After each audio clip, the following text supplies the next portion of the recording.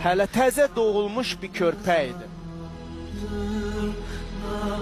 Anaya ehtiyacı var idi. Ana südünə ehtiyacı var idi. Ata nəvazişinə ehtiyacı var idi.